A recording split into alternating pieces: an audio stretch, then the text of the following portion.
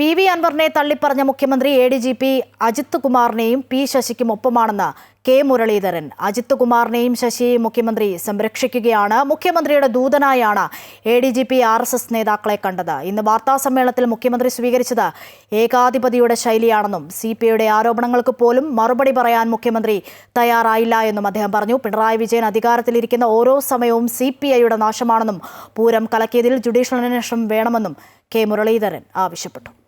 അജിത് കുമാറിനെ തൊടാൻ പോകുന്നില്ല, തൊട്ടാൽ പിണറായി കസാലയിരിക്കില്ല. അതാണ് അവർ തമ്മിലുള്ള ബന്ധം.